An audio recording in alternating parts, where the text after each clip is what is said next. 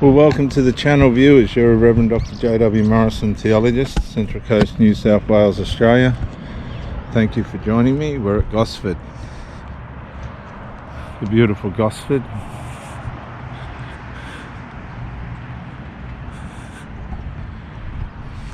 Your relationships, probably your intimate relationship, is probably the most important part of your life relative to damage and what can happen to you. Look at these birds.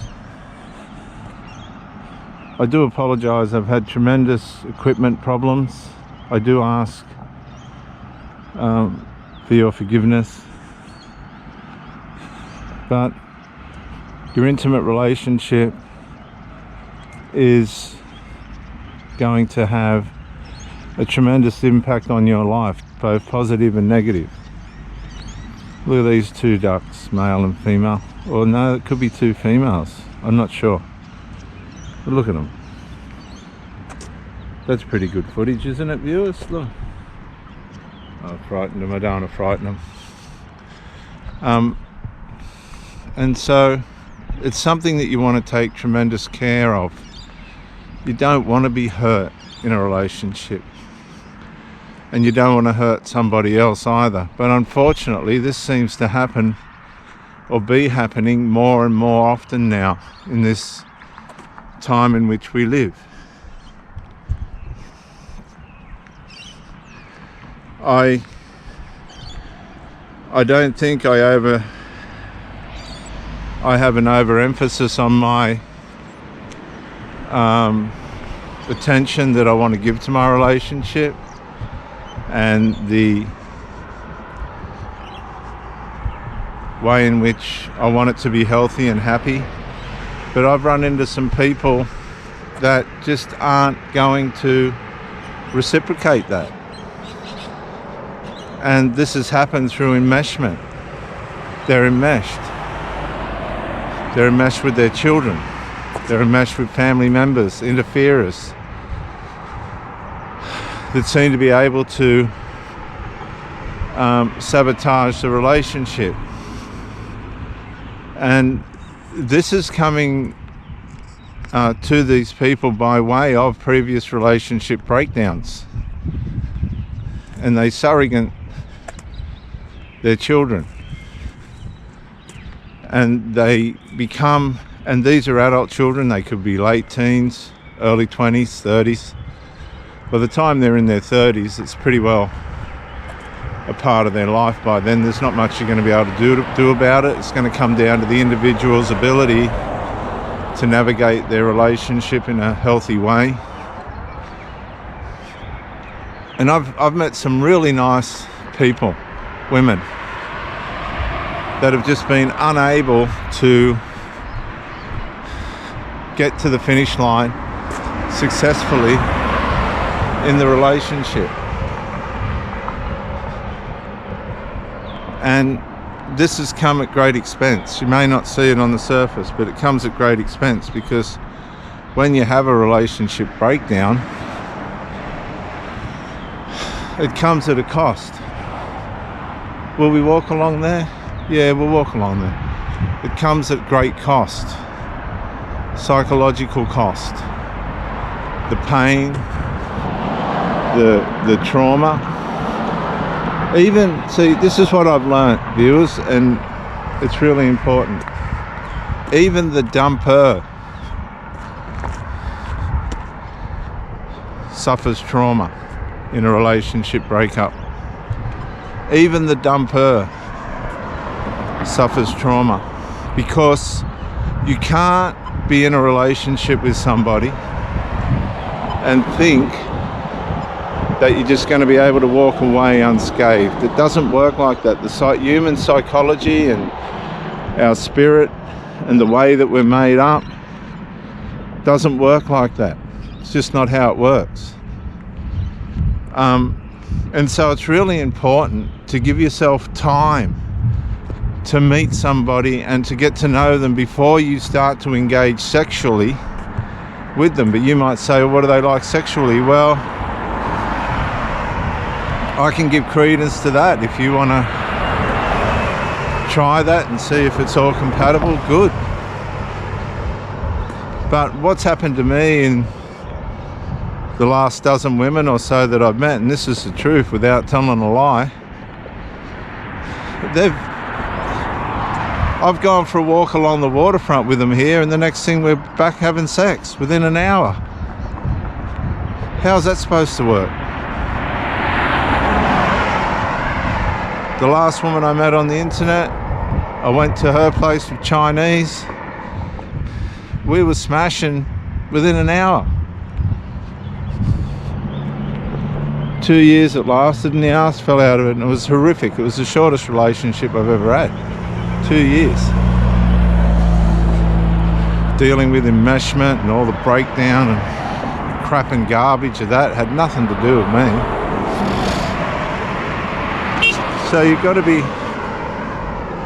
be careful of who you become intimate with.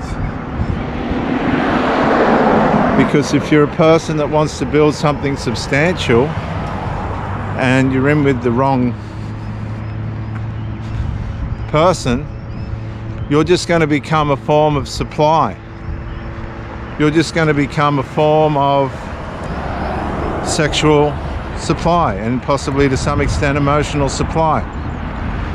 And if that person's narcissistic or psychopathic, or there's some other absence in their makeup, just some ducks there, viewers, splashing around. That's a male and a female.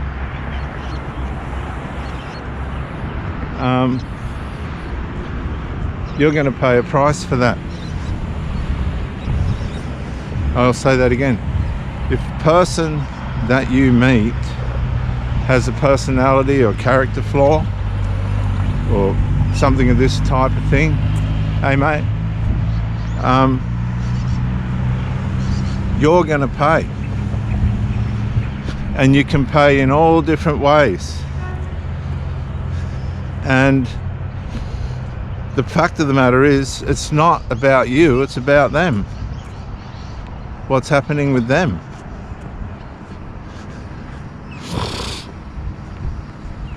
But the problem is, when you want a relationship to work, you'll start to challenge yourself and ask yourself, where am I going wrong? How can I make this work? How can I improve this situation? How can I make it better? What can I do to fix things? And you get deeper into this relationship, and you're wasting your time. I'm just going to ask what's happening at the stadium. G'day mate, what is that, the women's footy today, is it? Can you get tickets at the gate? Around the east. Oh, over there. What time are they kicking off? Kickoff is 22. They have a couple of games, don't they? No, it's only one. Just the one. Yeah. Who's playing again? Roosters and Eels. That'll be a good game, won't it? See you, mate. Yeah. Might go. And so you're investing yourself into a situation that you don't belong. You're being driven by your loyalty and your devotion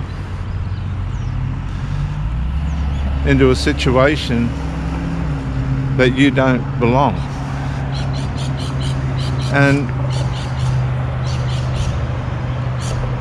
that's not healthy on your part. Maybe that is part of codependency, as we've got a fisherman there. Hey, you know what? I'll tell you something. I've been in these waters for 50 years. Me and my granddad used to fish up there on those rocks 50 years ago, just that little, see up there? Yeah. Good flathead brim spot at sunset and sunrise. Yeah. That's all sandbar just down in there. Yeah, I know. Yeah. That's a good spot there. I hope you get something. Oh, I've got a few already. Good on ya. Good to see you out.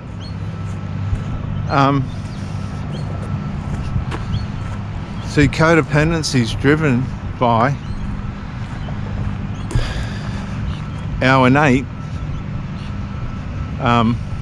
loyalty and faithfulness to things that we commit ourselves to, and sometimes we can't stop the momentum of that. This happens to a lot of people in cults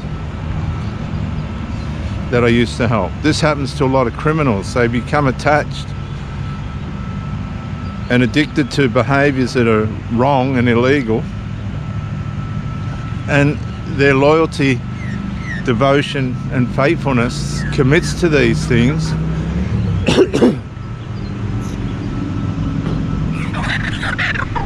Kookaburras, look.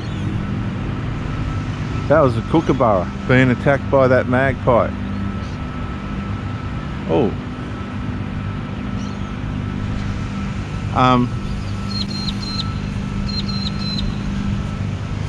And the attachment becomes so thick that it's very difficult to find your way out of it. And so this is where we come undone. We don't understand our loyalty bind. And when we release it into the wrong areas and the wrong places, that's where we get into trouble. Love the sound of those little pee-wee magpies. So a lot of it's got to do with a misaligned loyalty and faithfulness and devotion, and where we put it, where we release it. And when we release these things, it's very hard to wind them back. That's where the trauma comes from, because we've put ourselves, bound ourselves, tied ourselves, fettered ourselves to things that we shouldn't have. And this ain't necessarily the other person's fault. It's our fault. It's got a lot to do with our decisions and not managing ourselves properly in these areas. So in a lot of ways, it's really not fair to blame other people for the decisions and the determinations that we've decided to have in these situations. That's why we miss the red flags. And red flags ain't a criticism of the other person. The red flags are for us to go, hang on a sec, I don't belong. But we don't listen to that because we're too determined by deception of our devotion and loyalty. We've set our mind on something that we ought not to have. And this disempowers us. It disempowers our decision making and where we position ourselves. If you find yourself with somebody that's starting to fade, or they're just not resolving problems, the warning signs were there at the start. There's a world of people out there that just want casual sex. They don't want a long-term relationship. They've done it, they've had it, they're broken, they're dismayed, they don't believe in it, they've been hurt. They just are following their instinctive needs, not necessarily wanting to build something substantial. I've seen it. I've married these people. I've been in relationships with these people. And you just learn, okay, I'll show a little bit of tolerance. I'm not able to attach because you can read the flags. We'll see what this person does. And 100% it turns out a mess. I've seen them try and reach to where I was, but it's very hard, and a lot of them don't. And you can't criticize somebody for that. You've come along, they're giving it a go. It's not their fault. It's just how it is. So our loyalty bind can, and I'll just give you a shot of these ducks, deceive us.